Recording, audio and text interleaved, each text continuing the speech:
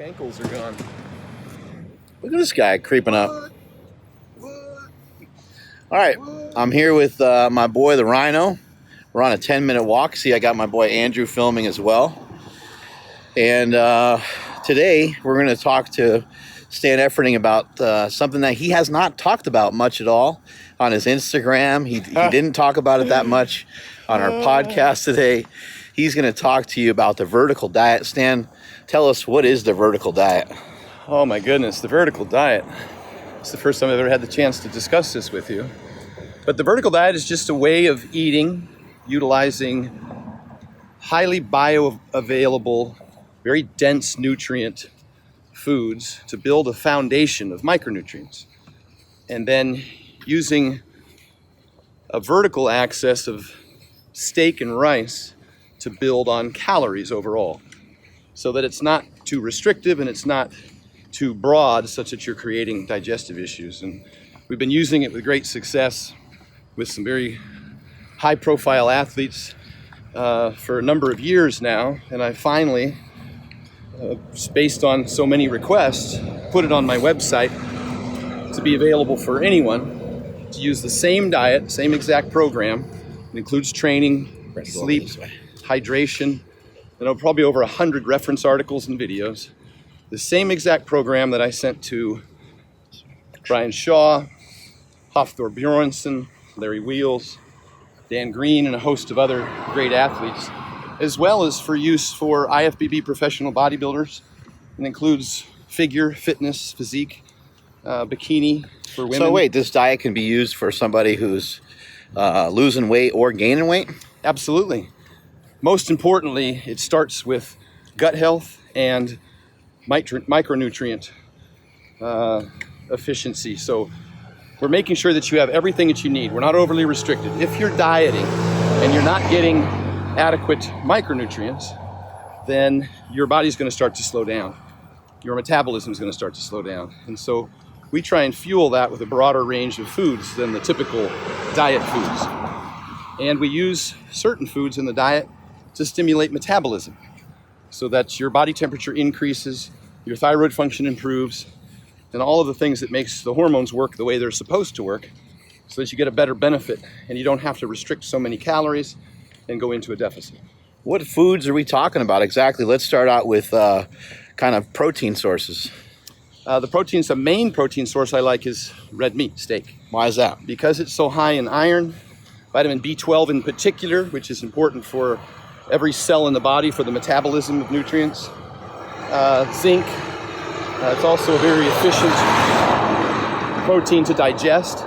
And so I'll start with that as the base of protein. We're not talking about taking massive amounts in. We're just talking about satisfying your protein requirements using steak instead of chicken or whitefish, which are not as nutrient dense.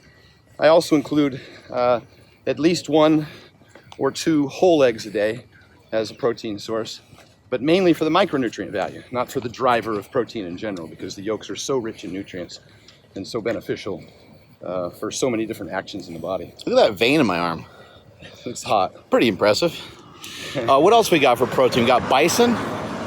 Well, yeah, red meat in general, and that can come from, say, lamb or bison or steak. It could be top sirloin, New York, you name the cut. In the UK, they use a lot of mince. Same with Australia. It could be venison, any kind of red meat. It's where you get the zinc, and the B vitamins is from the myoglobin that's in red meat. What about milk? Would milk be part of anybody's diet? I use it as a calcium source. It's one of a number of selections because calcium is very important in the diet. And you could use milk if you're lactose tolerant, or you could use yogurt. It would be a full-fat Greek yogurt, or you could use cheese for that matter. But I try and find a food source of calcium because my recommendation is that you keep your sodium at an adequate level for performance. You also need calcium so that your blood pressure doesn't increase. And when you're talking about some of these nutrients and utilizing cheese or utilizing milk as a source of calcium, we're not really we're not drinking like 10 glasses of milk in a day or having 10 pieces of cheese or anything like that. It's small amounts, right? That's the thing about the horizontal, the foundational platform of the vertical diet. I'm building a foundation of micronutrients. And so when I say eggs, I'm saying a couple eggs. I'm not building calories with those foods. I build calories with the more easily digestible foods, such as steak and rice. But I build a foundation with milk, for instance. I use it mainly for calcium, not necessarily calories or a driver of protein. So we nailed down most of the proteins. I guess fish could be involved as well, or maybe? Of course, salmon twice a week is in the program for the omega-3 fatty acids. And again, as protein goes, if it's tolerable for the body, you could eat more salmon or you could eat a few more eggs. But it seems in terms of dose dependence, when you get too many eggs, they tend to be a high allergen. You get too much milk, you might have a lactose intolerance.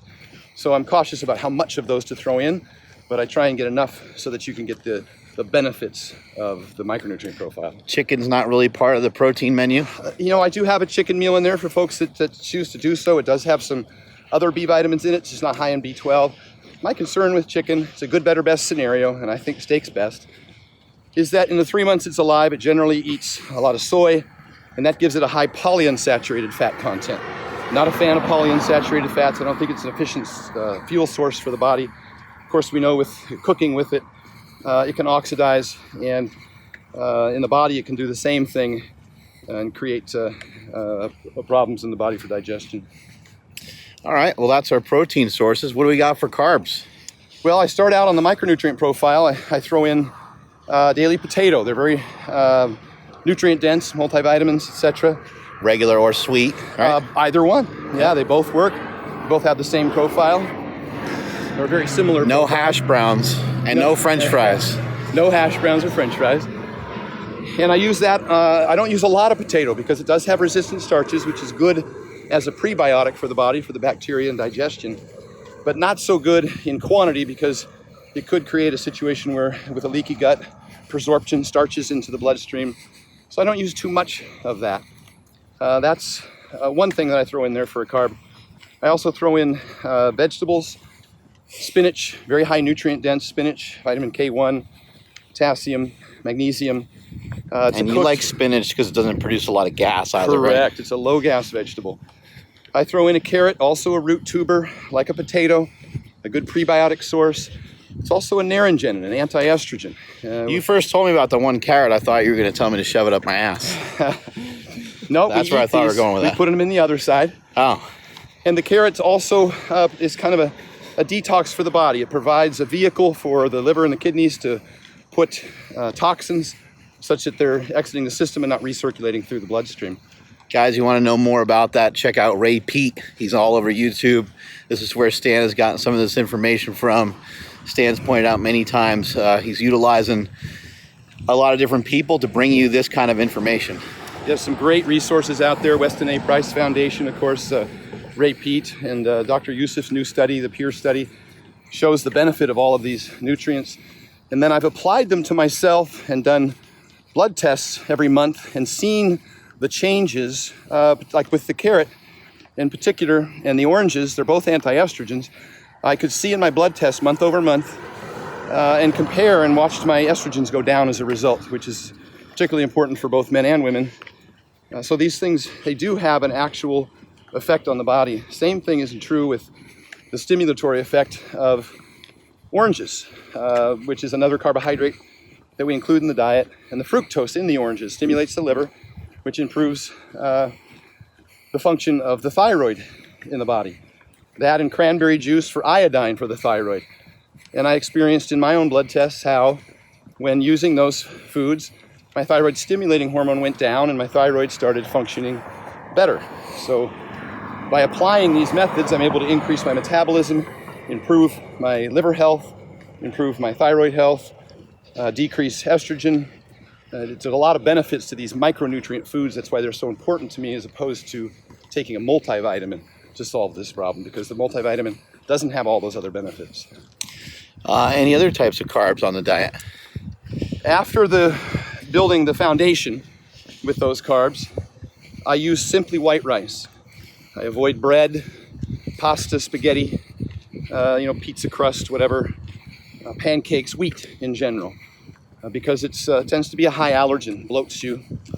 And so I use white rice, not brown rice. Brown rice has anti-nutrients, has phytic acid in it, I stay away from beans. They're full of lectins, really hard to digest. So when I'm trying to grow calories, after I've taken care of the micronutrient profile and provided the necessary carbohydrates to keep the metabolism fresh, if I just need calories now to grow a large athlete and to help highly active athletes with a huge workload like CrossFitters, etc., then I grow that with white rice primarily for a carbohydrate source.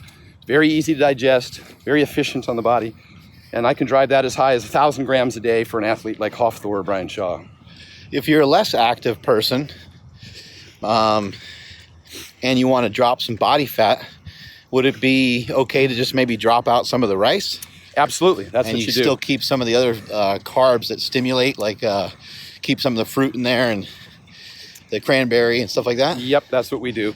We keep the oranges in there. Again, the fructose to stimulate the liver, the cranberry juice because of the iodine to stimulate the thyroid, the potato because it's so nutrient dense and also provides the prebiotic value, and of course the carrot for all the benefits that we mentioned earlier. So there's a broad range of foods that you can eat while you're dieting that still keeps your metabolism hot and fresh so you don't start to slow the metabolism by over-restricting. You guys have been following along for some time, seeing me do the war on carbs and do a ketogenic style diet. And behind the scenes, I don't like to share information until I start to see something work or until it starts to feel good for me. And I've been working with Stan for the last several months on, we've been trying to clean up my blood work, and the results that we've had have been huge. My blood work was really in the shitter for a while there, and Stan has helped me out quite a bit. I am transitioning because I think that you shouldn't be on a fixed diet, shouldn't be on the same diet forever, shouldn't have the same goals forever either. I think you should get in and out of different stuff here and there. And so for me, I'm shifting into utilizing some cranberry juice, utilizing the orange, utilizing the carrot. And for right now, I don't currently have the rice in there, but that'll probably be something I'll add in again as well, because I want to not only look like I lift, I want to be able to actually lift something when I'm in the gym. Well, we want to get all the benefits of carbohydrate restriction or low carb diets, such as improving insulin sensitivity and weight loss. But we also want to have the benefit of stimulating our metabolism, liver and thyroid again. And that comes, of course, from the orange and the cranberry juice iodine that's in the diet, and have good digestion, which we get from the carrot and the potato. So they have a very specific purpose, and they're drivers of, I think, that foundation that I talked about in the horizontal platform of the diet. How can people find you, Mr. Efferding? StanEfferding.com, thecooler.com, theverticaldiet.com. They all come to the same location, and I've put that program out now. It's available. It's 51 pages, over 100 references, articles supporting the diet, along with videos as well, links to videos. And that's all on there for the same exact program that I sent to all those great athletes is now available at the Vertical Diet. StanEfferding.com is the easiest place to find it. There's been reports that the white rhino is 100% extinct, but I feel otherwise. He's right here. He's still alive. We still got one alive and kicking. And at 50 years old, he's kicking a lot of ass. He's somebody who's always provided a lot of great information for me and for my team. And his diet is working for hundreds of people. And it'll soon be thousands and thousands of people. And hopefully it'll be hundreds of thousands of people. I really think that this diet's going to explode. More and more people are going to get word that people are winning championships and people are slapping on some six packs and hitting up some PRs in the gym. And more importantly, improving their health. And also improving their health. And a lot of times these things don't always run together when it comes to aesthetics, when it comes to performance. A lot of people will tell you, hey, those things don't go along with health. That's correct. Yeah, but now we find that the better we take care of ourselves, the longer we can compete at a higher level. I'm healthier now than I have been in probably any time in my career. My joints, my knees, my hips, everything that I punished and tortured over the years, now it's 100%. The diet that Stan gives you guys is more than just diet. He's given information on strength training, hypertrophy. He's also given you information on how important sleep and hydration is. Salt is also a huge part of the diet. Make sure you're doing all that. Make sure you're checking them out at The Vertical Diet on Instagram, at Stan the Rhino Efferding on Instagram, right? That's right. That's all the time we got. Catch you guys later.